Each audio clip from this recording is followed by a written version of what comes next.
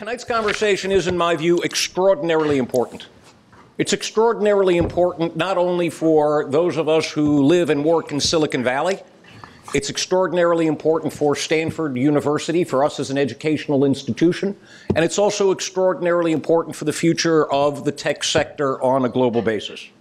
The conversation's topic tonight is about closing the racial and ethnic diversity gap in high tech, and I think it's very important that we all begin with a very simple point of fact, and that is there is a racial and ethnic diversity gap in high tech, and that gap is quite large, and it's been with us for quite a long period of time.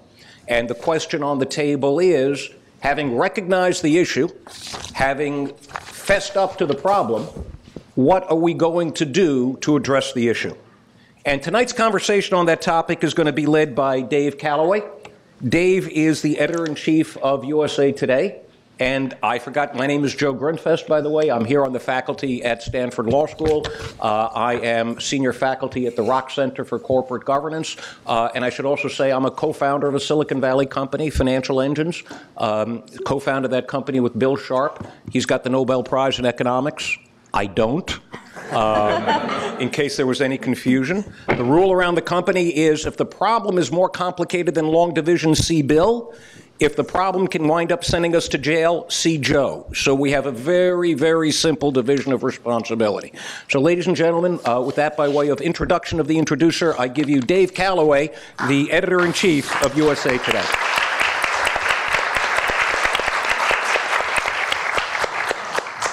Thank you, Joe, and thank you to Stanford University for hosting this great event tonight.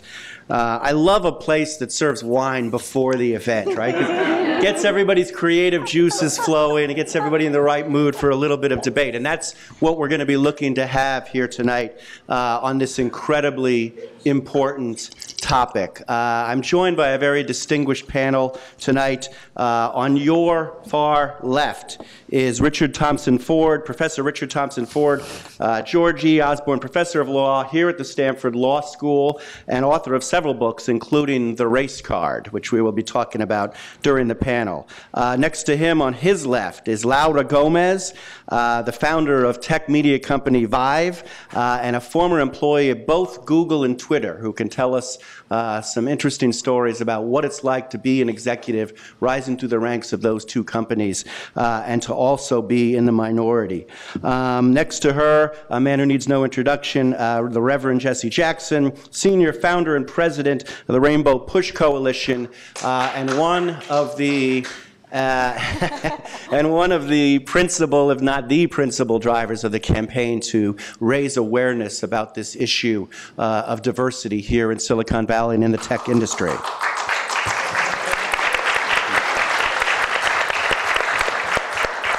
Next to the Reverend is Nancy Lee, Director of Diversity and Inclusion at Google, and one of the leaders at that smallish tech company that we've heard of in trying to crack this issue and lead the way for the rest of the industry. And next to her is Maxine Williams, Global Head of Diversity at Facebook. And I really want to say thank you both to Nancy and Maxine. I appreciate all of our panelists coming tonight, but both of you for representing the industry, an industry that still in many places is nervous about talking about these issues. So thank you both for coming. All right, we're going to get right into it. The U.S. workforce is roughly 12% black and 16% Hispanic. In the tech industry, specifically here in Silicon Valley, 2% black and 3% Hispanic. So there's obviously a lot of work to do. Of the 189 directors at 20 large tech companies measured by the Alliance for Board Diversity, 189 board members, 3 are black and 1 is Hispanic. So there's some serious work to do here. A lot of the tech companies led by Facebook and Google have been disclosing their numbers over the course of this year, and we've been reporting on them at USA Today. And I'm not going to rehash those. We know the industry numbers, but I will, just for sake of disclosure, go over the USA Today numbers, which are no great shakes either. The media industry suffers from the same type of issues, the same type of problems, and it's even more it stands out even more because we are dedicated to bringing this issue to the forefront, and yet it's at our very door as well. The American Society of News Editors, which represents about 1,000 newspapers and news organizations, has an average of about 13% minority staffers in each newsroom. At USA Today, it's 19%, a little better, not ideal. 7% are Asian, 6.5% black, and 3% Hispanic. So clearly, even at a company like USA Today and our parent Gannett, which pride themselves on their diversity efforts and their community outreach, it's an issue. And so we're not here to throw stones. We're here to get to the heart of the solutions. What I'm hoping to do is let you finish your wine, and we'll do about 30, 40 minutes of panel discussion, hit some of the harder questions, and then open it up so that all of you get a chance to ask questions yourself in a classroom participatory environment. So I'm going to start off with the Reverend Jackson. Reverend, we've made some progress. We made some progress, but there's a long way to go. What would you like to see come out of these discussions in terms of action items this year? Well, to go from a kind of resistance to the data and a willingness to measure, the revelation about what the problems are, the deficiencies are, and some plan for goals, targets, and timetables to close the gaps. We're having a conference in San Francisco, the next steps, December the 10th. Precisely focused on that. When we first challenged the Valley on board members, it was so obvious that you had all these blank spaces. And these are not 189 engineers, by the way. They are rather rank and file, high profile business people who recycle the wealth in their friendships. And then we asked the issue about the C-suites. The numbers are as bad in C-suites as on boards. Then we asked about EEO1 reports, and that's where the companies came together and filed a lawsuit to not reveal the data. Our argument was put them at a competitive disadvantage. They won the lawsuit, as a matter of fact. But then we bought shares of stock in the corporations and went around that process and demanded to know, given the index of consumers on our company, why doesn't our company have people on our board or in our C-suite? We raised it from a different angle. And Google was the first to comply by revealing just how great the disparity was. Other companies began to fall down the line saying, well, us too. Now there's a kind of shared misery. The next step is to go beyond shared misery to a commitment. I don't believe there's anything that involves creativity the Valley cannot do. My last point is that when we were dealing with the moral fault line of white male supremacy, we just had the problem with gender equality and with racial justice. And the extent to which we're limited by white male domination, the lockout market, money, talent, and location. And that becomes our challenge tonight, is how do we get these one-eyed quarterbacks who are ever so brilliant but cannot see much of the field, and they miss market, money, talent, and location on their blind side, and we come as value added, not the cost of doing business. And that's what I want to happen in the December 10th meeting for companies to come forth with their plans. We're told two things. One, that we cannot find them. Well, we can find them. We can find people educated in tech that can't get a job. We can find them. We can find schools and HBCUs that train them. We can do that. And furthermore, if there are not enough of them, bring some of the offshore money back home and invest in training them. And the last point would be, the Valley is not just high tech. There's the notion that unless you are tech superior, you can't get a job, but most companies have 50% plus of non-tech people in the Tech Valley. They are lawyers, ad agencies, marketing, services, construction, a whole range of services. So I have a close business, and there's nothing that we cannot do in the Valley. And there's no good excuse for companies that are post-civil rights movement to be so racially segregated. Thank you. Nancy, you have done a lot, Google's done a lot to be at the forefront of this move. Specific things that you are doing to try to increase the awareness inside Google and outside in the universities. One of the ones that I was most interested in when we talked last week was the Googler in Residence program, where you actually have Google staff in residence at the traditional black universities, working with the professors and working with the students to kind of develop them in ways so that then when they graduate they will have, you know, the types of skills that you guys look for when you're hiring. What exactly do you look for? And well, go yeah, ahead. I mean, I agree in so many respects with the Reverend Jackson, because I think, you know, whether it's whether we're arguing we can't find them, it's definitely the case that all of our stats, I think, reflect the fact that we're not doing a good enough job doing that outreach, because otherwise you wouldn't see that gap between what we think the available talent supply could produce and what is in our workforce.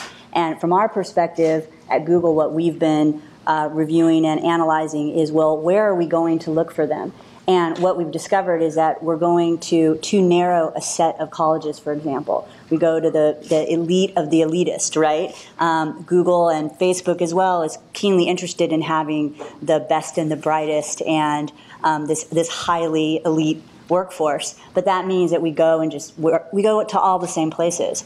And one of the things that we're doing is casting a wider net, because there's amazing talent, incredible innovators and creators who are not at that narrow set of schools, and in fact are at schools where there's more diverse representation. So that's something that we're doing. But you're right, another aspect of it is, to the extent that these students are in places like historically black colleges and universities, we have to ask ourselves, well, how do we recruit from there? And what we have found is that some of the curriculum at those schools may not match to an MIT or a Carnegie Mellon. It's a reality. And so instead of not drawing talent from those schools, we need to help those colleges and universities bring more rigor and more competitiveness to the computer science programs, for example. So that's why we decided, let's just essentially drop in some of our own Googlers to help look at the curriculum, really provide some consultation to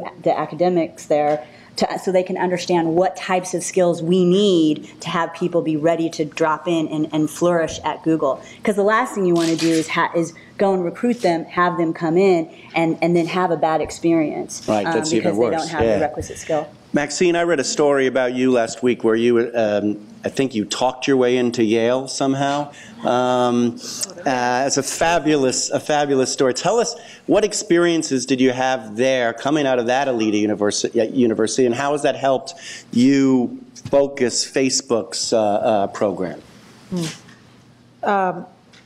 I'm 115 years old, so it's a little unfair to ask me about what I experienced a million years ago. But what I can say is that for me, I had the type of intersectionality that no one dreams about, right? Coming from a developing country as an immigrant, as a poor black woman, child of a single mother, there was no reason I should have been at Yale at all. So if anything, what I can say is that was my first indoctrination or understanding or exposure to what privilege could bring. I hadn't seen it before. I remember going there and saying, oh, so that's what fathers do, you know, seeing people with two parents, where they had so much opportunity to succeed versus those who really had to be more creative, as Reverend Jackson says, to find ways to overcome the imbalances that have been constructed over time, right? The compounded effect of lack of equity. So what I learned from being there was that one had to be very resourceful. And that understanding of what resourcefulness can bring to close gaps is perhaps the thing that I have taken with me throughout. Now that I'm at a place like Facebook, where I see again that there are certain gaps that we're trying to fix, where I see that we have resources we can use, the issue of how you use those resources in a creative way comes up every day. And I think that there are kind of three ways we approach it. One is we have to look at what we do in the short term. So where are you going, right? Are you looking under your spotlight only and expecting to see all of that different talent right there, as opposed to going to where they are? So we've just completed something called the Be Bold Tour. We talk all the time at Facebook about being bold in our products, taking risks, right? We move fast and we break things and we fail harder. But are we being bold enough in terms of where we look and who we look for? So we've just come back from visiting, we looked at colleges that had high percentages of women, blacks, and Hispanics. And based on that, went to places like Spelman and Morehouse and Howard and Riverside and Irvine, and met with the students, the provosts, the college heads, sororities, I mean, you name it. Because part of it was trying to get a sense of what are we not doing right, learning from them. And one of the things is this issue of exposure comes up, right? When you are not from that privileged background, half the time you don't even know that this thing exists. People said to me in this day and age, not 10 years ago when Facebook was founded, they said to me last month, we didn't know there were people working at Facebook. What do they do, right? There's an East Coast, West Coast thing. I mean, there's so many, this is why I started with intersectionality. There's so many reasons why one set of people have a view to opportunities and others don't. So part of what we have to do is to invest in that long term to make sure that we are finding people where they are and giving the level of exposure that causes them to also choose us, because that kind of talent could choose to go anywhere. There is a real competition for talent in this valley. Maxine, you raise a very good point in that whether folks even know what they're doing. And I want to throw to Richard here for a moment. One of the interesting things is that, you know, we have this industry where a lot of folks talk about there's not enough talent out there, right? There's not enough people coming up through the universities, whether they be the elites or the broader ones. But a study was done recently on folks, minorities graduating with computer science degrees. So we're looking at 2% black representation in the tech industry here. 4.5% of the folks who graduated with computer science degrees, black. 6.5% Hispanic versus only 3% working. So there clearly is enough talent out there. To what degree do you think that Maxine has a point that, you know, a lot of these folks just don't know that they're doing anything wrong? I mean, is it racism, or is it just pure ignorance? Are we going down the wrong way to frame this as a racist discussion, or is it just an ignorance discussion? Well, I think it's some of both. I mean, I have no doubt that there is bias in some of these Silicon Valley companies, and in fact, there's evidence of it. You occasionally find the smoking guns with racist tweets or sexist tweets and the like. I don't actually think that overt bias or even conscious bias accounts for most of this disparity. My suspicion is that much of it comes from two things. Some of it does come from the pipeline. 4% is still not great, but 6% is still not great. So that if we saw those numbers, I don't know that anyone here would be happy with those numbers either. But I think some of it also comes from a series of institutionalized practices that do disadvantage people of color and minorities, but they don't rise to the level of a civil rights violation. So in a sense, we're confronting problems of 2014 with tools that were developed 50 years ago in 1964. We just celebrated the 50th anniversary of the Civil Rights Act of 1964. One of the most important pieces of legislation ever passed in this country, in my opinion, and did enormous amounts of good in enormous swatches of American life. However, in 2014, many of the problems that we're confronting don't fit well with that conventional model. One, because in fact, there's less bias than there was in 1964. I think we could agree about that. and because the bias that there is more readily concealed. Most companies have fairly large human resources departments that are dedicated to litigation avoidance. And so finding the bias when it's there is harder to do. The standard of proof is difficult for plaintiffs. It turns out plaintiffs in civil rights cases lose at every stage of trial more than any other category of plaintiffs in the federal courts. So we've got, now part of this is due to the way the law was written initially. Part of it's due to decisions of the federal courts to make things harder for plaintiffs in some way. But a lot of it's due to the fact that the kind of bias that we're confronting is different than the type of bias that was most prevalent in the 1960s and 70s. Now, how can we confront this new bias, what we could call second or third generation bias, high-tech bias, if you like, that involve things like the institutional culture through which evaluation is done, evaluation that will seem to many people to be race neutral, that will seem to represent a meritocracy, but in fact winds up disadvantaging and unjustifiably disadvantaging minorities. That's a tougher question. A few things that empirical research has demonstrated, or at least suggests at this point, and this research is relatively novel, but one is specific goals and specific firm-specific ideas about increasing diversity work well. General statements about the value of diversity don't work very well. So data is extremely important. I think the revelation of this data is great because it gives some specific concrete content to the problem rather than a general kind of sense that maybe we could do better.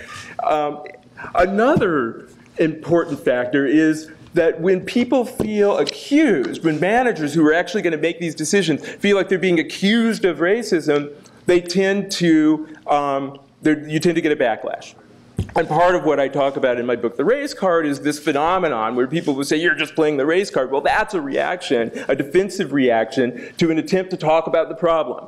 But it's also a function of the way we've been trained to talk about the problem, in part by law and lawyers. So, you know, I mean, people like me are to blame for this. But it turns out there may be more productive ways to talk about it. We're in a law school. Right. So there's certainly bigots need to be called out and held to task, but most of the problem will be resolved more likely, at least according to the best social science that we have available now, by trying to engage managers and seeing, and people responsible for hiring decisions, seeing diversity as a positive goal that they're on board with. And so that's a complexity, and I think it's in many ways a harder problem to solve than maybe even harder than the problem of dislodging, unrepentant bigots. Reverend, you were a young man in 1964. Is this a civil rights issue? Yes, I wish I had the capacity to complicate a simple situation. Measurement speaks volumes. We're over-indexed in Silicon Valley companies as consumers, on-index as business partners. We're still looking for the core of tech, and that has an important, but there's no lack of lawyers and ad agencies and marketing people that can handle these jobs. They tend to build these companies in downtown USA and our suburbs as opposed to in the city.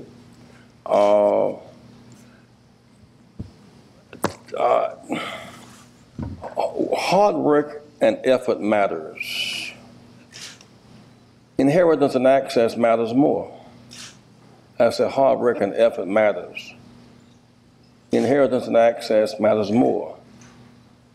We all get along better than at the superficial level of desegregation by skin color.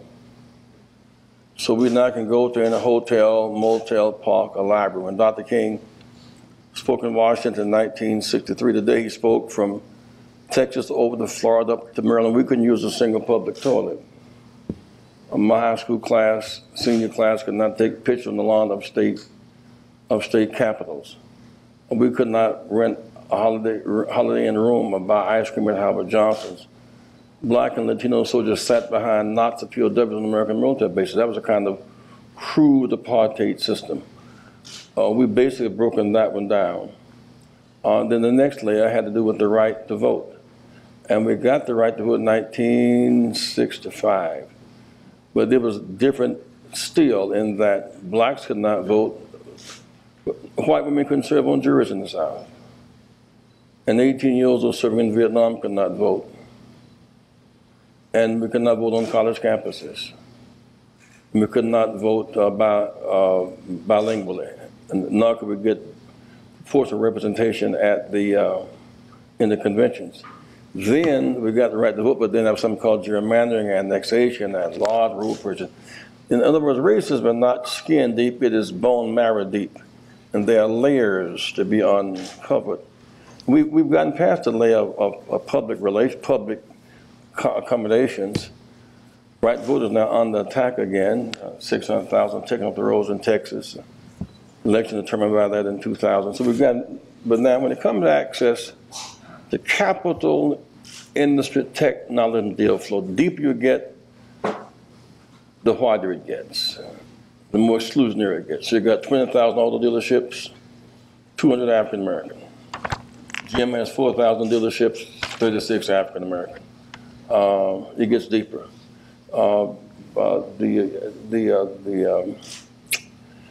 Debt offerings. One company had a $60 billion debt offering, $300 million in fees. Neither black nor brown nor woman got a dime of that money. We did a study on debt offerings. And so this issue of gender inequality and racial injustice, we've hardly touched the surface on that. And I think we would do well to know that the racism in this sense can be measured, but we can't say racism, we have to say conservative. Yesterday's Southern segregationists in the lineage of Jefferson Davis, when we got right to vote, became Goldwater Reagan Republicans. So the segregationists became conservatives. And so there are no more racists. You cannot call anybody a racist unless they do something extremely crude. The bar for racism is just it's too high to touch anymore. But these same forces now have brought in a Confederate ideology that's driving every dimension of our culture. And while Silicon Valley is in focus right now, look at our law schools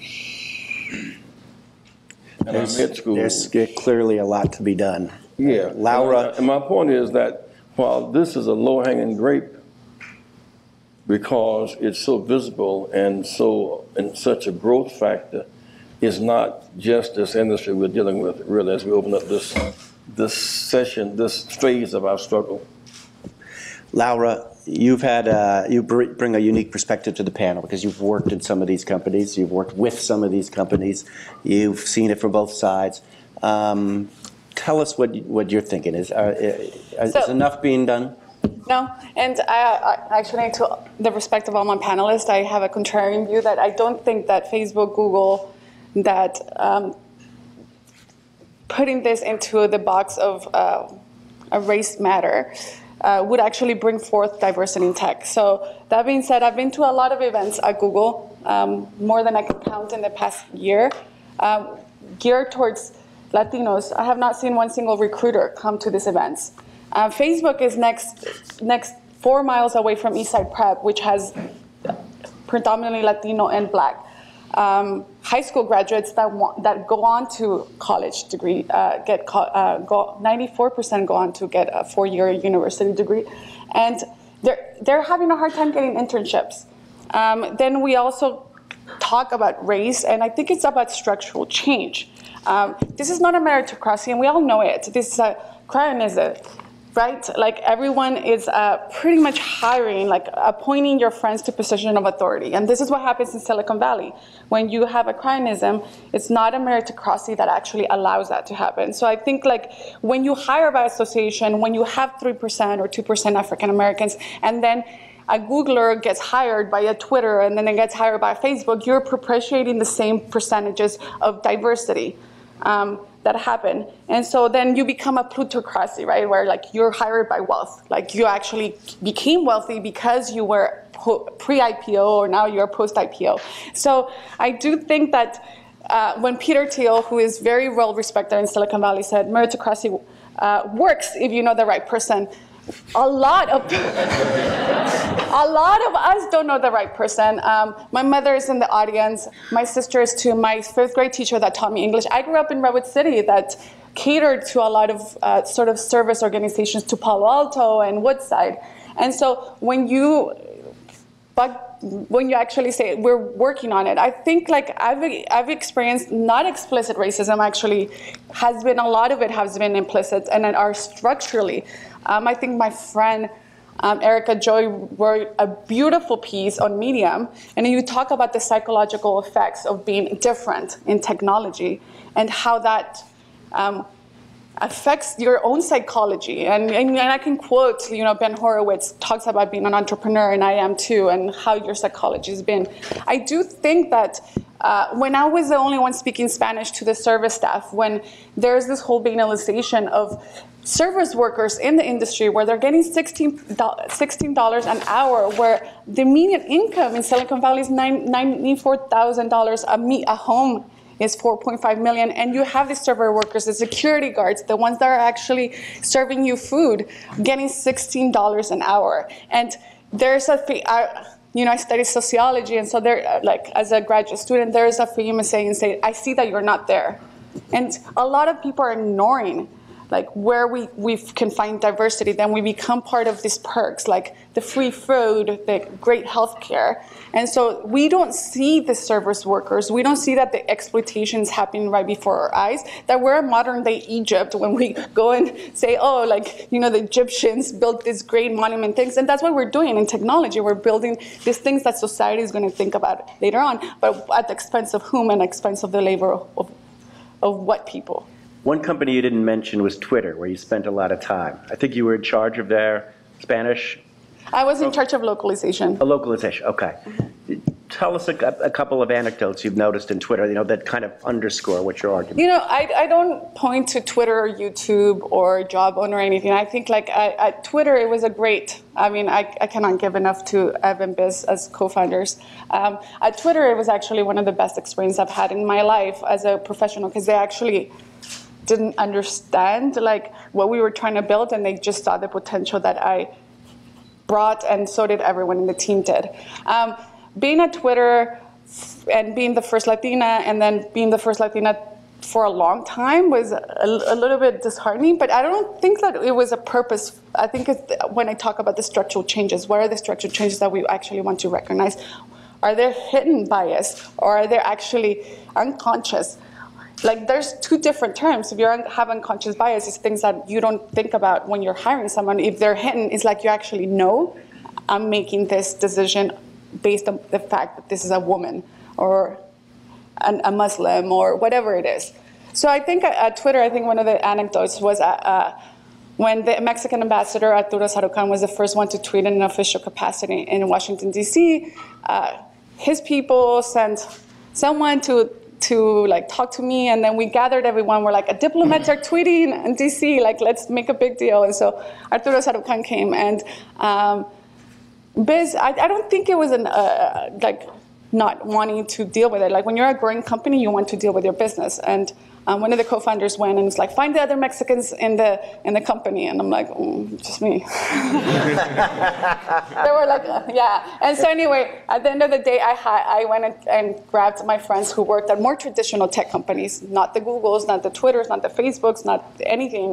They actually worked in Cisco or worked at Adobe or Oracle, who have better hiring practices about diversity sometimes the newer tech companies than the new generation does. Nancy, is Kelly, this... may I ask you a question, please? Yeah. These companies cannot be the smartest and the dumbest at the same time. Mine or yours? The companies. They cannot have the most vision and be the most blind at the same time. We must make some choices here. These companies target women and people of color for business and profits. They know we exist. When they say we don't exist, it's not true. But where they're the same place where there's market, money, talent, location, there's also capacity that represents growth. So they're missing market, money, talent, location. These same companies that we say are just kind of cool guys, don't wear shirts and ties, and wear shoes and no socks, kind of cool kind of guys. At the same time, these cool guys are very astute business people. They take offshore tax money. They're smart. They get tax cuts. That's smart. They maximize profits. That's smart. But they're judged by profits and product, not by social justice. And it becomes the civil rights movement's duty to expose these inconsistencies and demand that they have plans for inclusion as they have plans for profit. These companies have the capacity to plan to make them look like America and not exploit us by denying us opportunity. That's my appeal. Well, Nancy, Laura mentioned something about Cisco. Is this something that really is a issue with the newer tech companies rather than the older ones that have had time to mature and focus on these issues more, or is it just separate, different companies across the board? I mean, I think if you look at the disclosure of data that all of these companies produced, I think Cisco actually has shared its data for quite a while through through sharing its EEO1. I think we all suffer from the same plight, that we're all doing poorly. I think there is a difference in that some of the companies that are more mature have been at it longer, trying to put together programs and plans to try and tackle this absence of diversity in the tech industry. I think with some of the newer breed, if you will, and I'll say this for Google, which is kind of a teenager, so we're not kind of the new kid on the block, and we're obviously much larger, so we're not an agile Twitter. But I mean, I don't think there's any question that there was a basic lack of awareness. There continues to be a lack of awareness. That's why we wanted to disclose the numbers, so that we raise awareness that these are unacceptable numbers. And I think also that there is this unconscious bias, and so it's incumbent upon us to educate people, make them aware of these types of things that are not, they're not intentional, but they're pernicious. So I think that we were growing so quickly, for example, at Google. I'm sure Facebook has the same set of circumstances, that you're just laser focused on getting the talent in, moving very quickly, et cetera. And when you step back to look at what the actual composition of your workforce looks like, we obviously were incredibly dissatisfied, and that's led us on this journey. So I do think other companies have been at it longer. Can I say something? I think I commend Google for saying unconscious bias, but they're not all unconscious. I think that there's hidden bias that we don't want to talk about, because putting them together in the unconscious bias makes us not responsible. And we have to be responsible at any given point on what the decisions that we're making. If we are not hiring the right people, we're not making the right initiatives. Like, unconscious means that we're not actually acknowledging unconscious, it. Absolutely. I think unconscious means that it's maybe not intentional, or that one's not even aware of the effect that that cognitive shortcut that one is taking in sizing up the qualifications of an individual actually does account for those prejudices or stereotypes that we've learned or acquired. I think calling it out and priming people to be aware of it is necessary, because then they can make it conscious, make the unconscious conscious, and mitigate the effects of it. Maxine, what are the next steps for the industry? We've seen the disclosure of the numbers. We know there's an issue. We're having public discussions about it. What are the next concrete steps we should all be taking? I think it's good that we've been talking about the older generation and the new generation, because I mean, in addition to Cisco, companies like Intel have been releasing their numbers for a decade, right? Mm-hmm. And so we have things to learn from those who have been at it for longer, right? Microsoft is another company, I'm not talking about disclosure, but being at it for a long time, right? Yeah. Where you hear people talking about them, they're older, they've invested longer, there are things that we've learned. We have to use this creativity, we have to use the interest. When I talk about this competition for talent, it is so intense, right? I would say here, there is no tech company here that does not want this talent, right? Mm-hmm. So I see your eyes opening, Reverend Jackson. We want the talent. How we go about getting this talent, right? Both on the business side and on the tech side. The reason we spend a lot of time talking about tech is because in some of our companies, tech is where the bulk of the hiring is, and we already see more diversity on the business side. If we look at gender, we will see that on the tech side, there will be 16% of the people who are software engineers who are women. On the business side, 50%. Because the pipeline can give us that organically.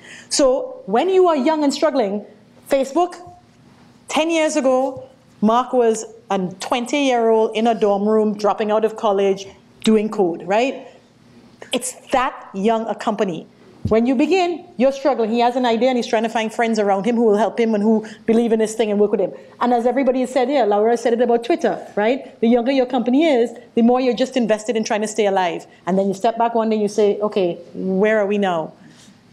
And we are at that point where we have to do... A black or brown youth coming out of Stanford has less options to come to Silicon Valley than their white counterparts, starting right here. We've discussed this at length. This is cold and calculated, and it's not good for business. It does not meet the American standard of opportunity. And why? When you look at the football game when Stanford plays Berkeley Saturday afternoon and everybody's excited, why you can accept the outcome, lose or win? Because the playing field is even, and the rules are public, and the goals are clear, the referees are fair, and the scores are transparent. When it comes to access to the valley and its extensions across America, it's not fair. And there must be some commitment to study the DNA of the unfriends and figure out how do you profit from inclusion as opposed to the price of doing business. What are the advantages in inclusion? Is there a plan to expand the marketplace? Now, if there's a plan to expand the marketplace, then you'll find where that market, money, talent, location is. And most companies with whom we've met are just getting around to even talking about an HR department. But one must be as vigorous in pursuing the market as one is in pursuing profits, if it's to happen. Richard, I want to throw this open to questions like I promised in just a minute, but before we do, I want to talk about each of the last few panelists mentioned universities, and what role can universities have in this thing? Spitting out well-qualified students, in some case before they graduate. But what role should the universities have in framing the debate and getting to the point where all of the panelists want to get to? Well, other than hosting panels like this one, I would say universities can do, there's several things. To the extent that people are talking about the pipeline comes through the university, and the truth is that in the STEM majors that feed into the tech side, university, the population of the students that graduate from those majors is overwhelmingly white and male, and Asian. And that is a failure of the university. That's a failure of the university to appropriately recruit and nurture women and minority students in these majors. We could do better about that. The fact of the matter is now, once again, if you go to the computer science department, am I saying that you're going to find racists who are trying to keep out the black and Latino students? No, that's not my claim. However, I do think that you'll find some people with biases, to be sure, with preconceived ideas about the kind of person who's going to be good and the kind of person that's not. And some of the evaluations are subjective. Many are objective, but some are subjective. And in addition, and maybe more importantly, there's a culture. There's a culture that exists in those departments and among the student body who's comfortable in those environments. Now, you take a kid who's coming from Stanford. That kid has options.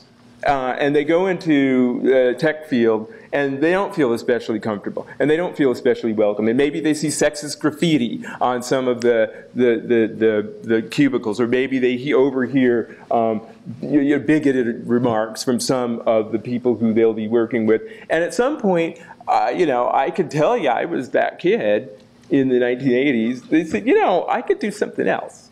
I've got options. And why would I go into an industry where I can expect to encounter the same type of thing for the rest of my career when I could shift gears and do something that would be more hospitable? Now, it's not to say that the law is any kind of, Shangri-La racial harmony. It's not. But you do see, more growth and better representation in some fields than others, and tech is kind of, is really lagging behind. So I think universities could do work in making those departments better for women and minority students, so that we could expand that pipeline a little bit. Now that's not, that's a longer term solution. You're going to have to wait at least 4 years for those people to graduate and fill the jobs. But I think we can do that. And I also think that we can do a lot in terms of education about the problems of bias, where structural and institutionalized bias exist in decision making, so that people who are of goodwill can work on rooting it out. You can't do much about the unrepentant bigot unless he or she reveals themselves so that you can slap them with the lawsuit. You can't do anything about those people, and they're smart enough to hide their biases. But you can do something about the person who, they kind of care, but actually they've got a lot of other things on their mind, like they want the company to succeed and they're not really thinking about it, and maybe we'll just hire somebody that I know from my frat. That's the kind of thing that you could begin to educate people against. Instead, your company 10 years from now is not going to be where you want it to be if that's the way you go about doing your initial hiring. You're going to wind up, with a serious problem that then you have to work hard to unravel, to figure out how to change the institutional culture, to figure out how to change the practices and the patterns of hiring that are going to continue to give you this bias. And we could talk about other things. I mean, we could talk about the pattern of race and gender in venture capital, which which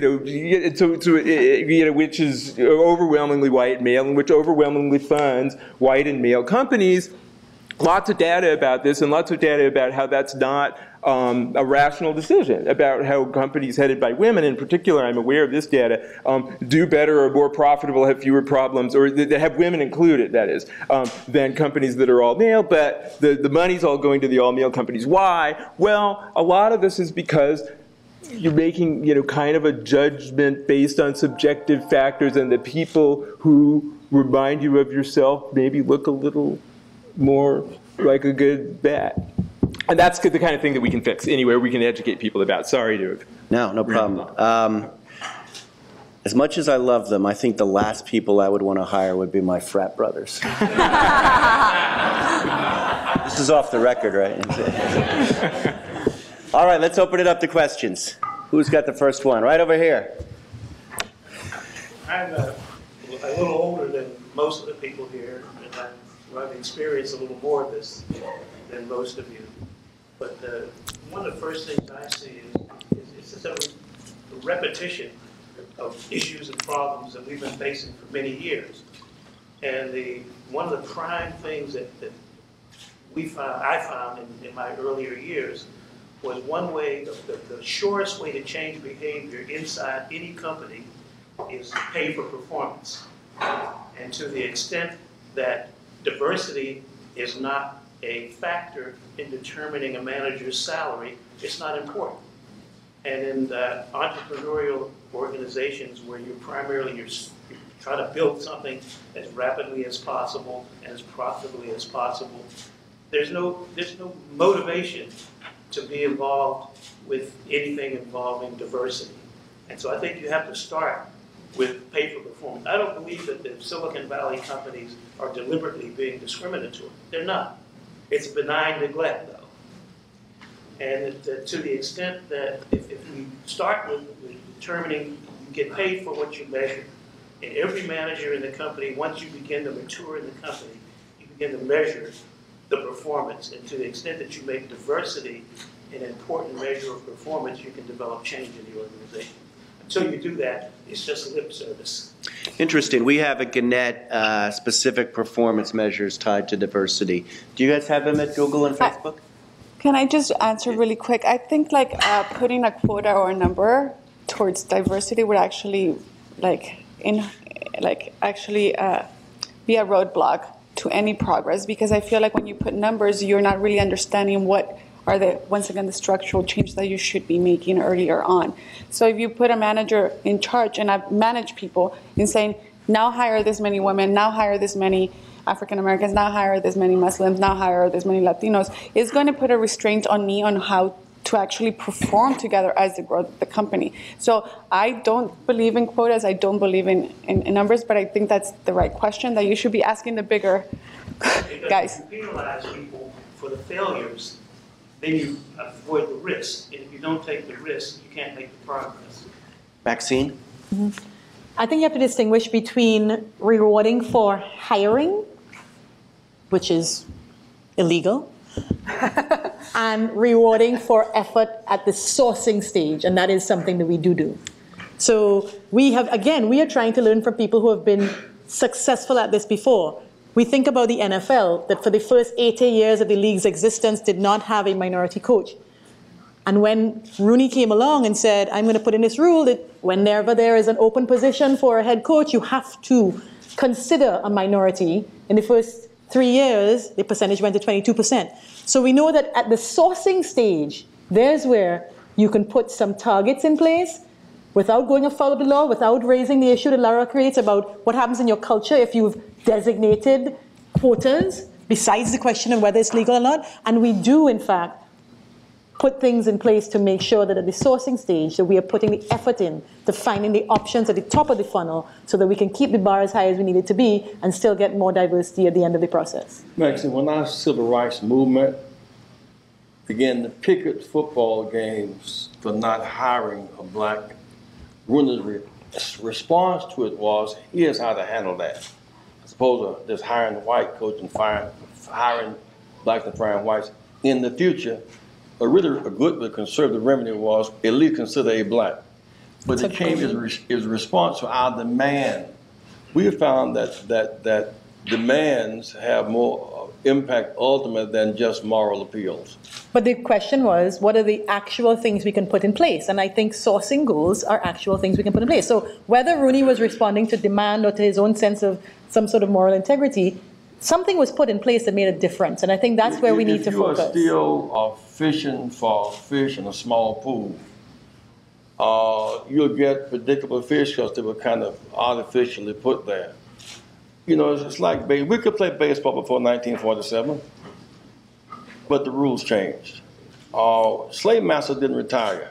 We required the 13th Amendment. Segregators didn't retire. It required the Civil Rights Act of '64. Locking out women did not end until it got Title IX. It's something we need to be protected by law. Voluntary measures without equal protection under the law has not worked for us. Hi, I'm Wayne Sutton from Build Up in San Francisco. We know the data from all the tech companies and challenges, and I think we need to keep in mind that entrepreneurship is a choice.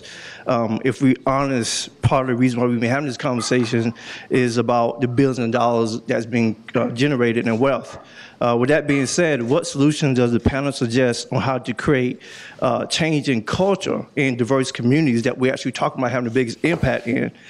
Changing the culture to teach and educate how to create wealth using technology outside Silicon Valley, and do you think that is important? Because everyone can't come here, and this is not necessarily the promised land as it so has been said sometimes. Who wants to take that?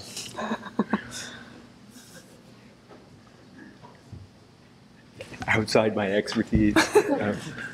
Again, I was trying to process that. Yeah. So the question is, what solutions does the panel suggest to how to change culture in diverse communities, or how to create wealth using technology? Because we talk about pipelines and opportunities and jobs and coming here, and then because we know the data, but there's so many communities outside of the Bay Area that still can launch a successful company, technology product, but how do they generate wealth, and how do you impact those cultures to do that in a positive way? Apart from the companies dismissing people out of hand, we must show the profitability and growth. And growth comes out of inclusion. And it's like, I keep using baseball before 1947. they chose only from a pool of white players. And they called that the World Series. There were no Latin American players, no African American players, and no Japanese players. It was a white series called World, and they thought it was a big social challenge to really find a black and finally find Minaminoso. They had to break the culture to expand the playing field. And we're saying that over here in this ghetto, in this barrio, that may be more talented there than here. We may not have seen Tech's best days because we've not seen potentially its best players, its most creative. And that's the point. The notion that you're doing those who are locked out of favor, those who are locked in may be doing themselves a disfavor by not expanding the pool. And we said, if you say we want to have 5 or 10% in 10 years, then let's plant them. That means taking kids in the second grade and teach them apps and codes. I mean, invest in that. It means those schools that are training engineers, invest in them, up their grade, and invest in them. We kind of get what we can measure and what we invest in.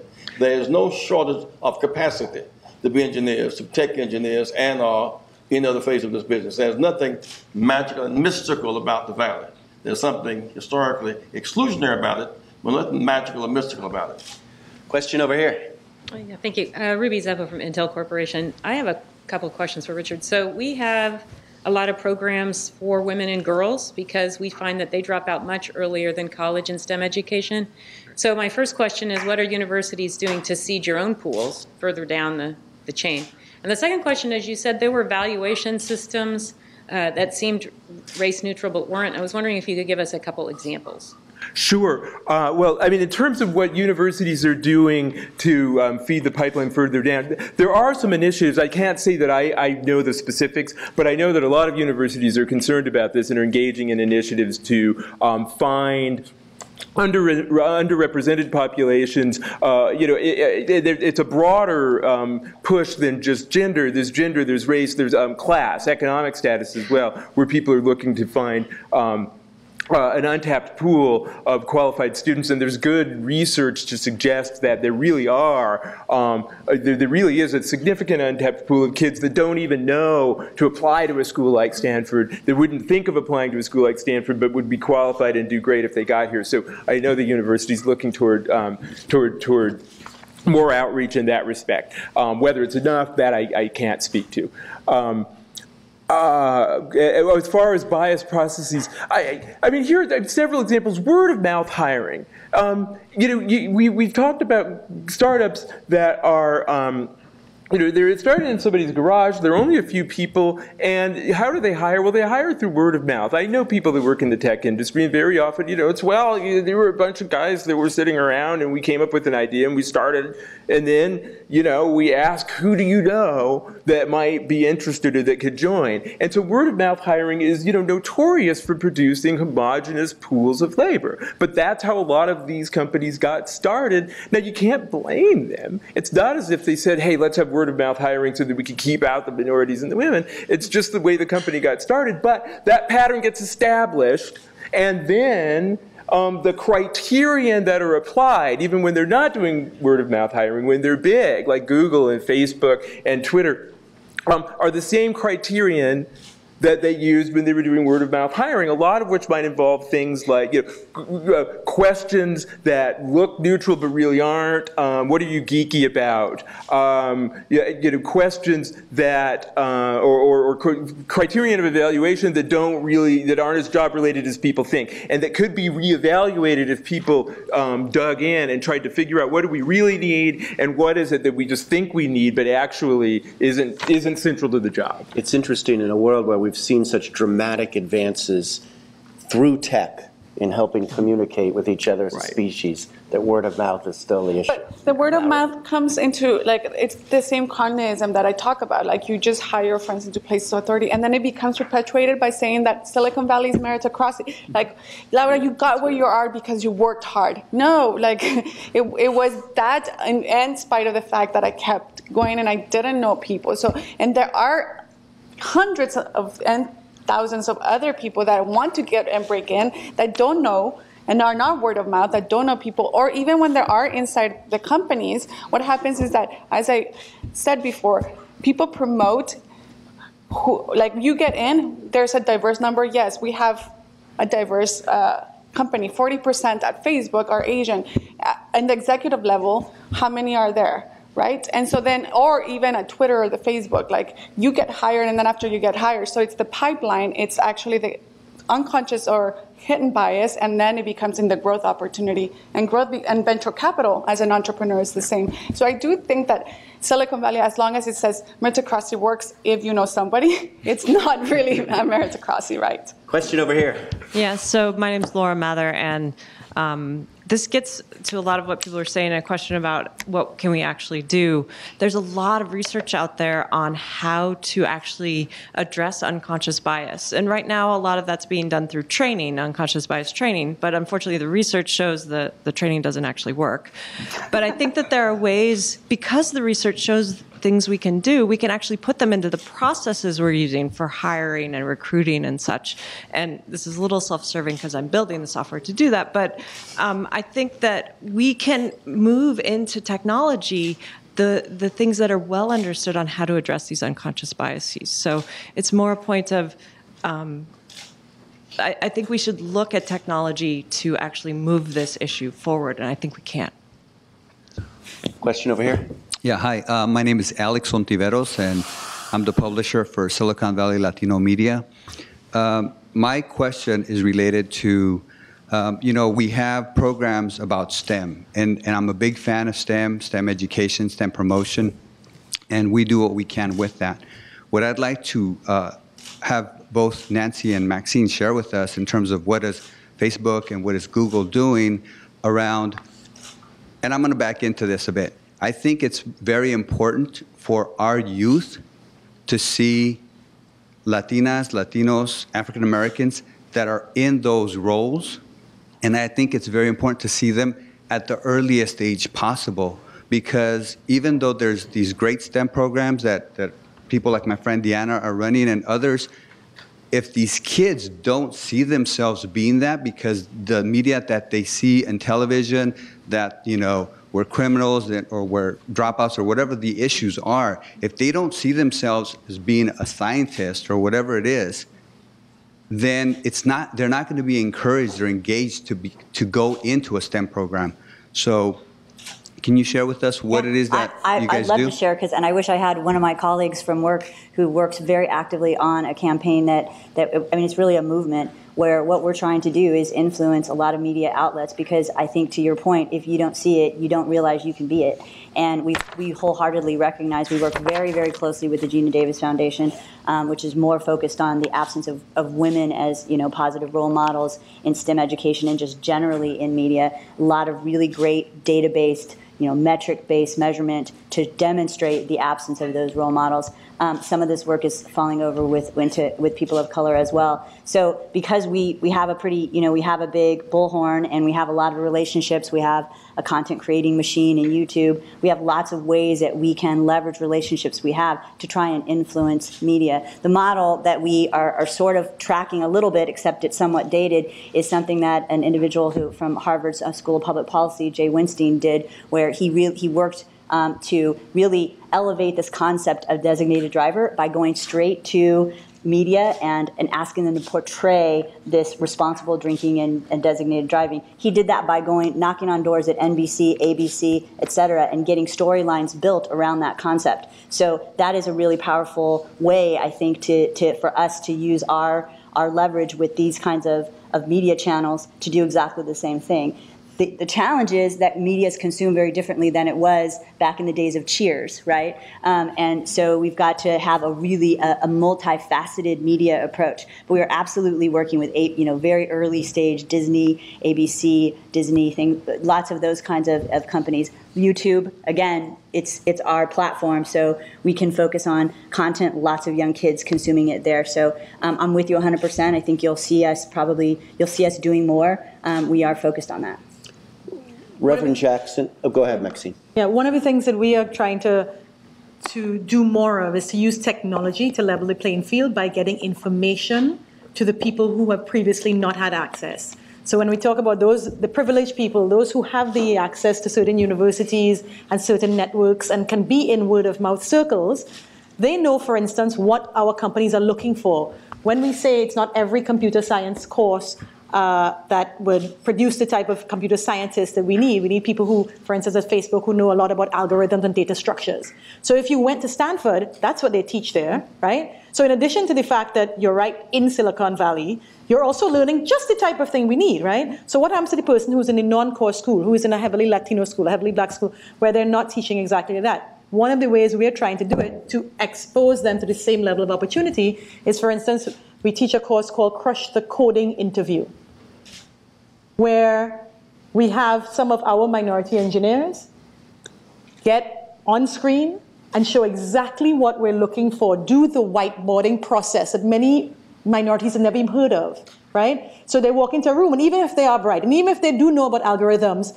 they don't know that they're supposed to stand up there and actually talk about what they're thinking as they're working through the problem, so that we see that they understand the process of solving it, right? There are all these little ways in which inequities pop up. And those little things add up to some having less opportunity and others having more. So by scaling the efforts, we are not as big as Google. They're like 10 times our size, right? Yet. We can't send people. We literally don't have that population that could be physically everywhere, but we understand technology. So we are thinking about how can we use technology to spread the information so that everyone has access to the information, so that the playing field, little by little, can get more level. Reverend, a quick question about, we've talked a lot about bottom-up solutions here for using technology, universities, intercompany. What about top-down? You've had some experience in national politics. Is the president doing enough to highlight this issue?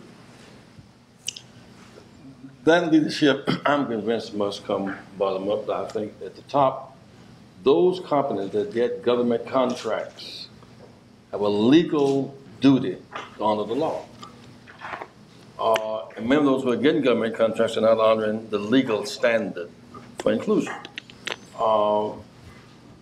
Today I see in California they want to raise tuition 5% the next 4 years and raise standards without raising wages.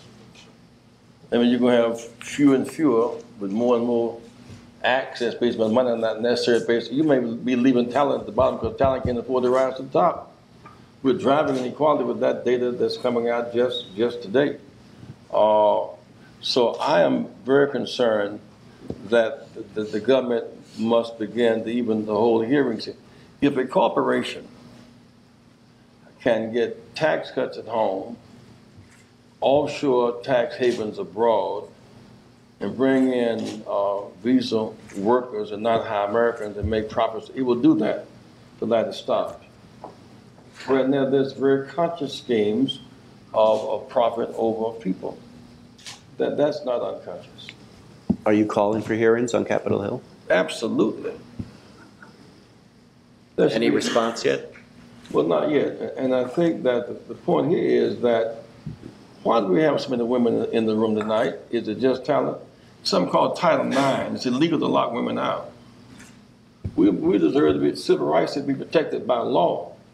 And once a standard is set by law, people adjust the law as if it's natural. But Title VII is not natural, it's law. We've adjusted it, we feel it's natural, but it wasn't natural in 1964. Title IX, the reason why you have women basketball teams, it's illegal to have a male team not having a female team.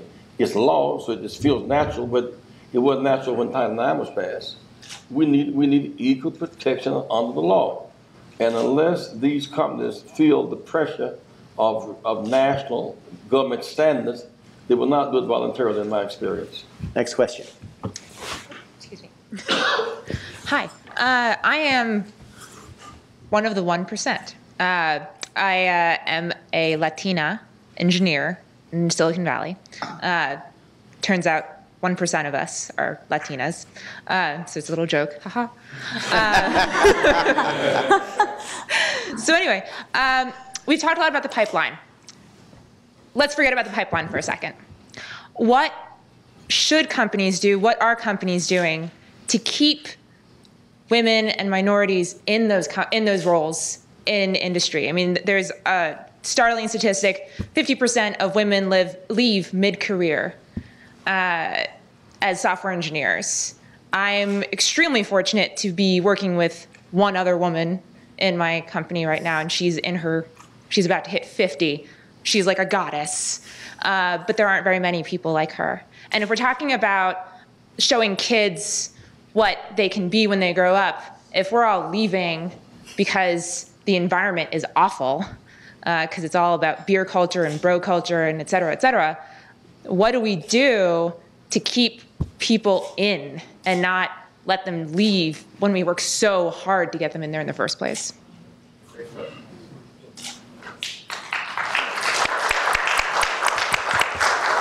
I can respond. I think we have to all be conscious of what our culture is.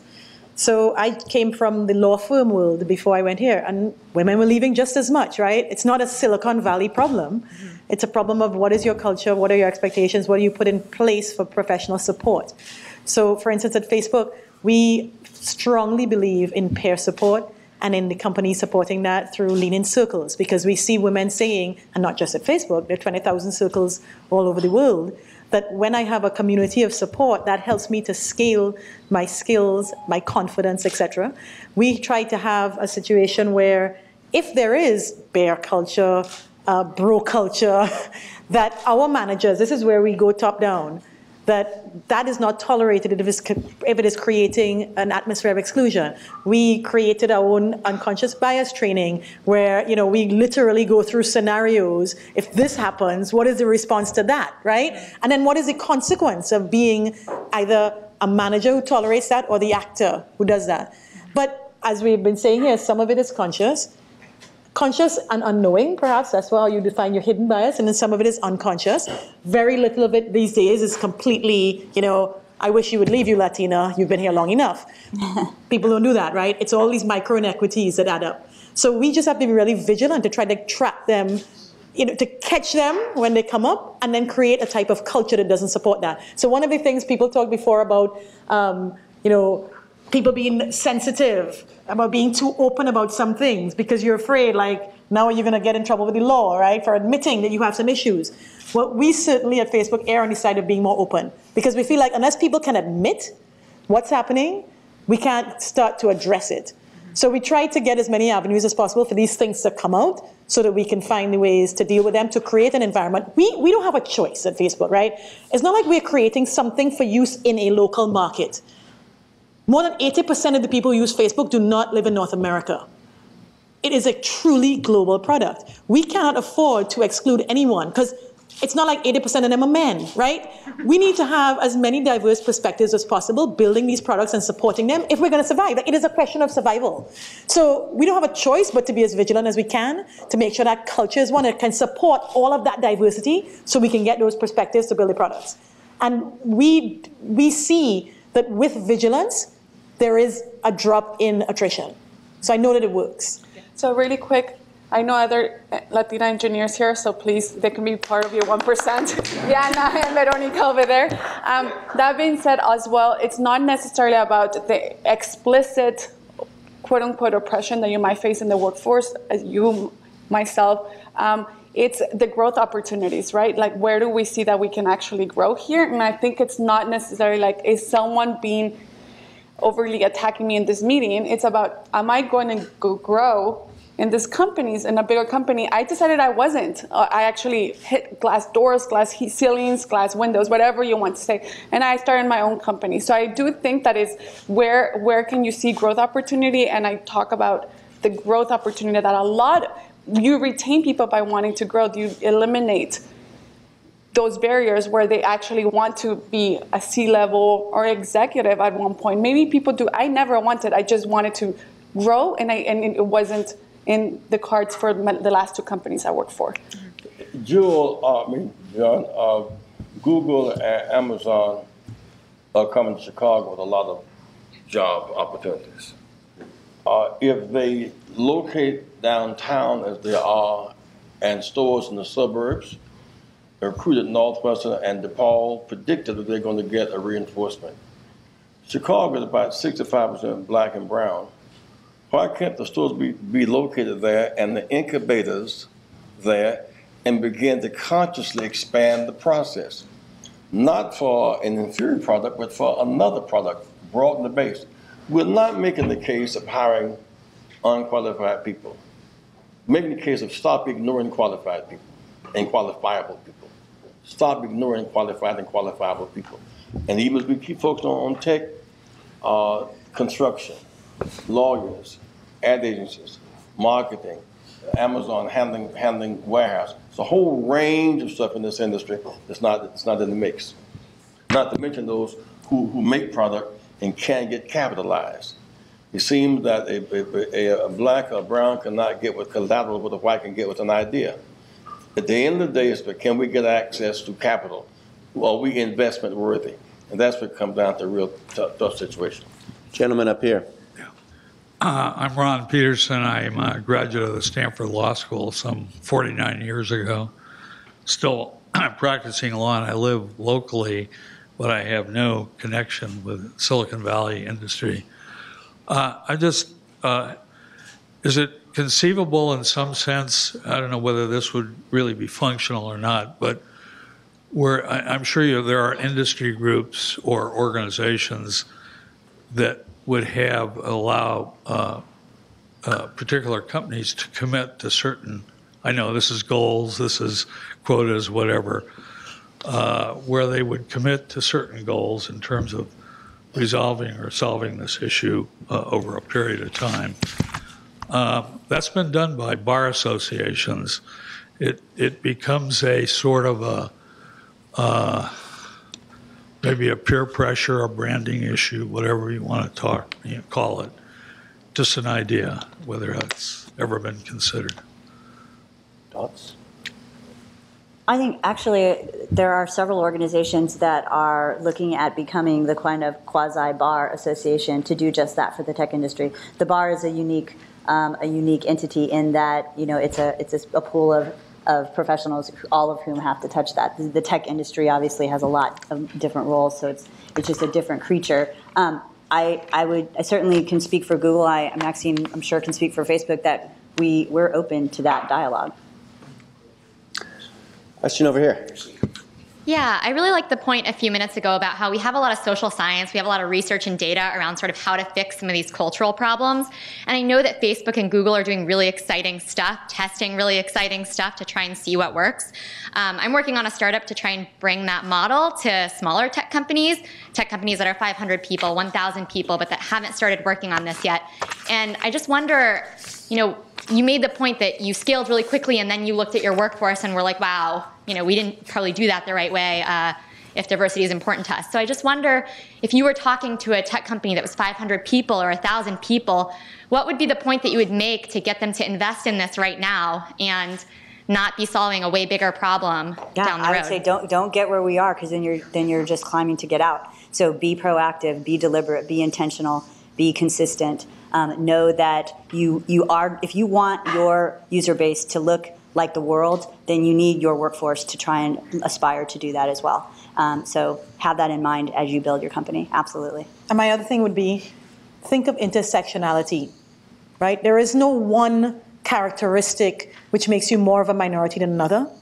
And what tends to happen is, because we have companies generally being started by white men, as the Reverend says, each of them has a woman in their lives, be it a mother, a sister, an aunt, or something. And so they their first access, their first point of entry on this is often gender. And they double down on that.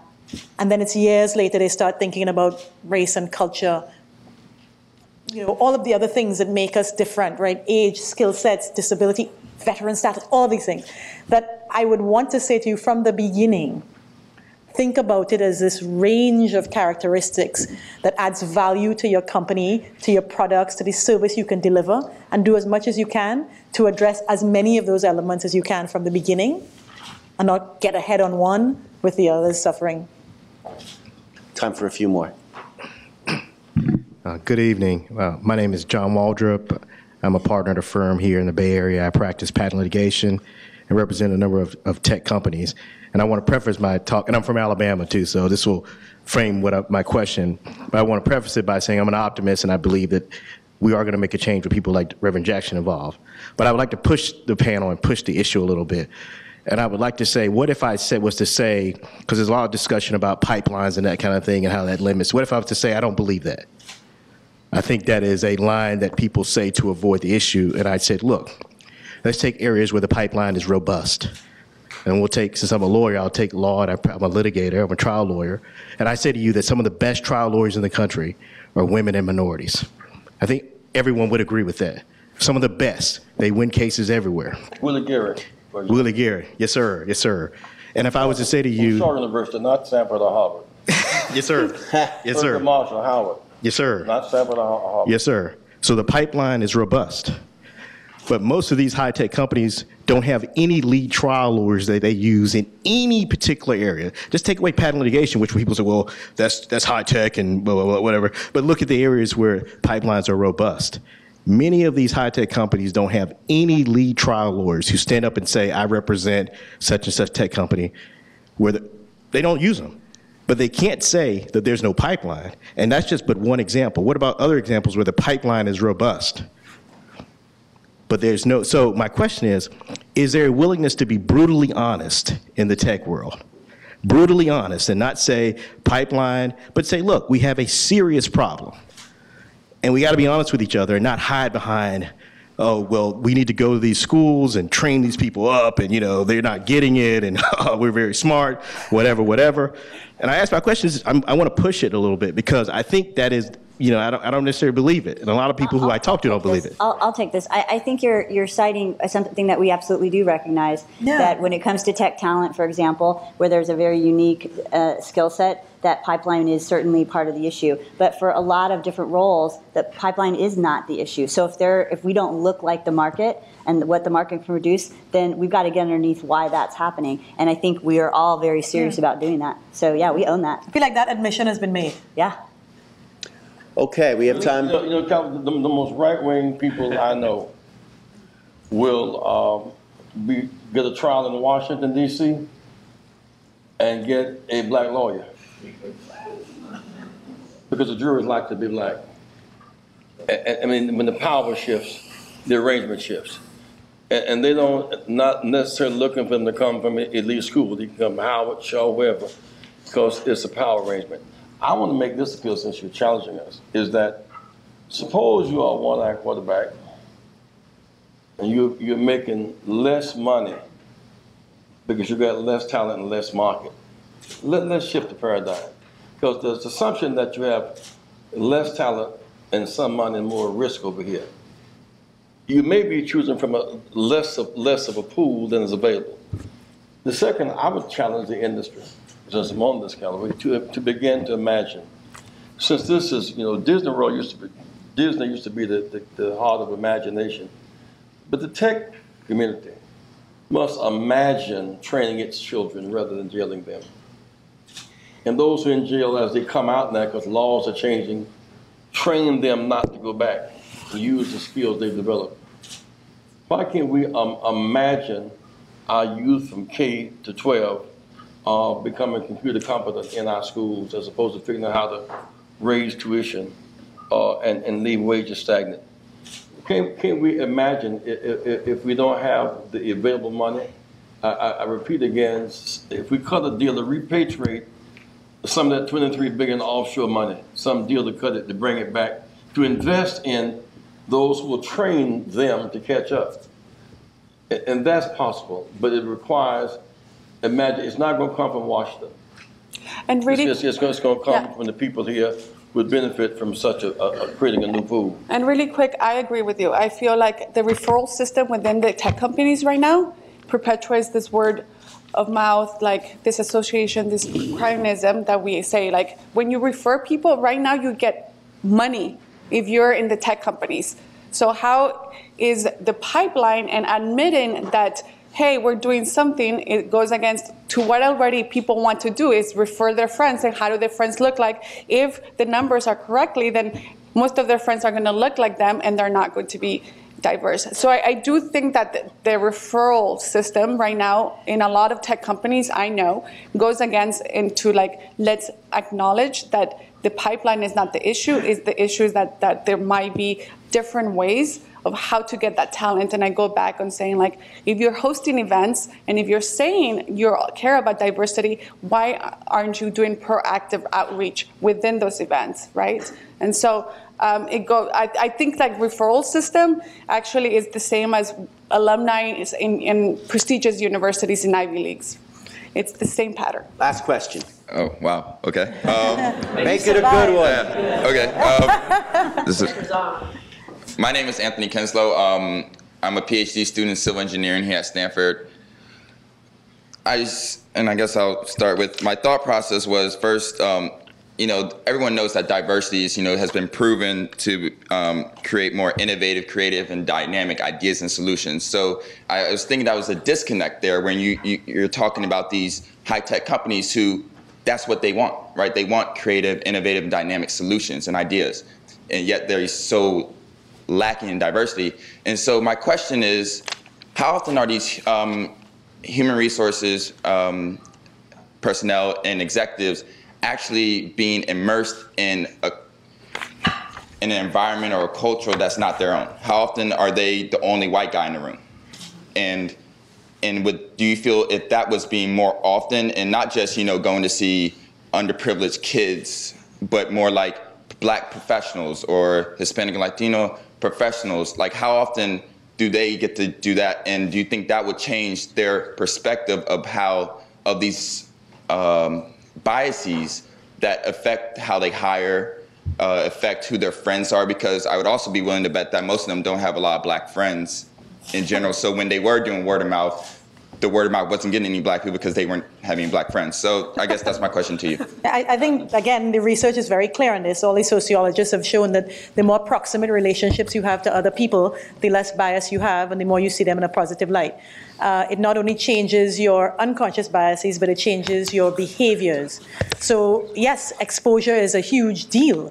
And it's why I say that I think people start with gender often because they have exposure to women, right? And I would venture that most of them have not often been the only white guy in the room, and that if it happened more often, yes, that would change. But it's not just being in the room. So yeah, we send people to Tapia conference and NSBE and SHIP, right? So to Latino and Black conferences, and when they go, they're the only white people in the room. But that's not enough. And how do you scientifically build relationships of value, right? That's something that is a whole other story about the history of this country and social networks, not just those created through technology, but real social networks, right? That most people live in homogeneous communities, and that's who their people are. So that's a whole bigger issue about how we get that immersion. I absolutely believe, and the research shows, that if there was more of it, that we would see differences happening more organically. Because there isn't more of it is why we have to put in all these programs to say, all right, we have to look in these places and we have to do these things and we have to create more internships and get technology to level playing fields, because there isn't that happening naturally. But we can't wait for that to happen. All right, we are going to continue this conversation. One last point from one of Reverend Jackson's associates, which, real quickly. Yes, hi. I wanted to thank USA Today for initiating this forum. I'm Butch Wing.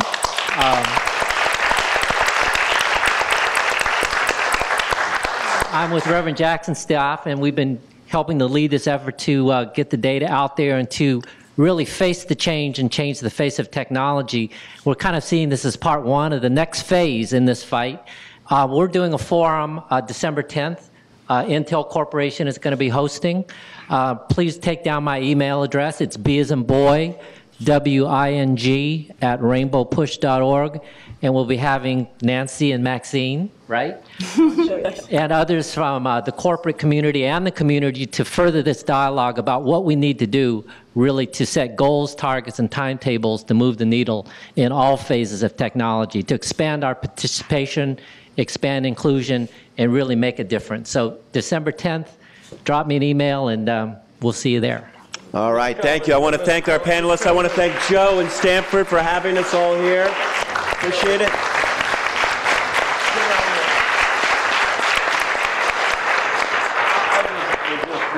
why I did not say that. We need, among other things, on December 10th, for companies to come with their plans, wherever the development level is, on their plan to expand the base vertically and horizontally. Each of them have unlimited capacity to think and staff to hire, to come with their plan in terms of your plans to go from K to pipeline to the interns, the whole range. We want to work with you on that process.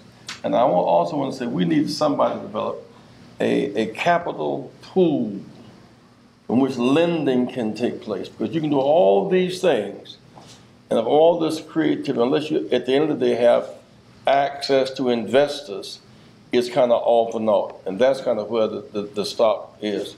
And since I'm talking on Twitter, at Rev J. Jackson. All right. Facebook, like me, Reverend J. Jackson Sr. Good night. Now that is the last word.